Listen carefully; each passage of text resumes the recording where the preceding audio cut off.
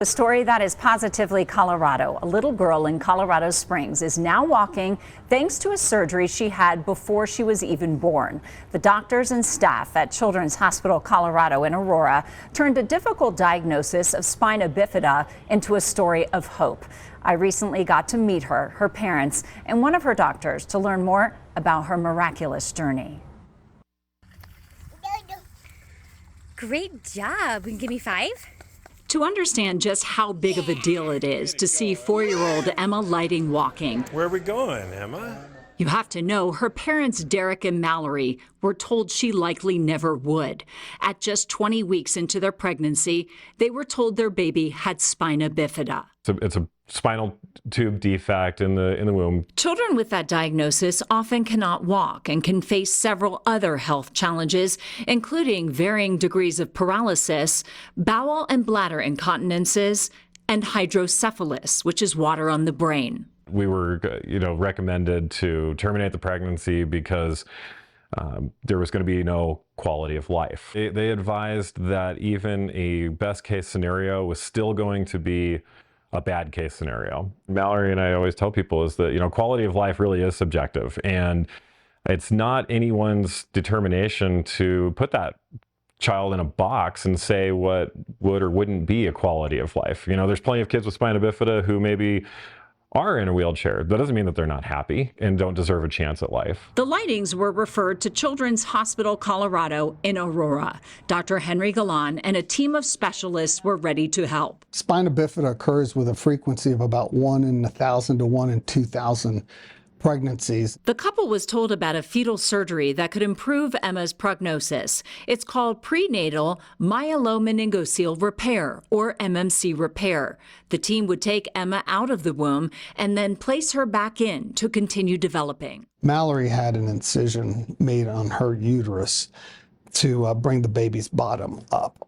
Once the uterus is open and the baby's buttocks is brought up, then the neurosurgeon together with the pediatric and fetal surgeon come in and they remove the cystic component. The biggest risk? Preterm birth. The average gestational age for delivery of these babies is around 34 weeks in the pregnancy. About 46% of these deliver prior to 34 weeks, about 13% prior to 30 weeks, much like Emma's case. And then you're laying prematurity complications on top of the complications that can come with spina bifida. Emma was born at 27 weeks. It was one of the few moments over several months Derek was not by Mallory's side in the hospital. He got a call as he was driving and rushed back. I am just shaking with adrenaline, and I look down the main corridor towards the nurse's station, and I see Dr. Henry Gallant standing there. And he looks at me, and I'm shaking, and he just smiles. He puts his arms out, and he grabs me in a bear hug and just says, "Buddy, everything's fine.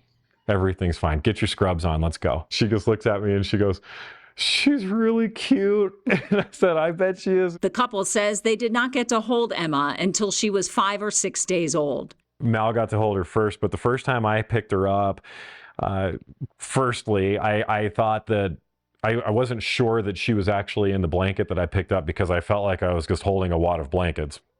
But she was, from the base of her head to the bottom of her butt was the length of my palm to the tip of my middle finger. Emma spent 3 months in neonatal intensive care. At one point, she stopped breathing. I don't even know what's happening. Like just calling out numbers, saying words, and just everyone around her. And finally, she was fine. On July 1st, 2020, the family of 3 went home, her development exceeding everyone's expectations. Crawling turned to walking with a walker. There was probably about 25 years of work in animal research prior to getting to the point where we could do this in humans.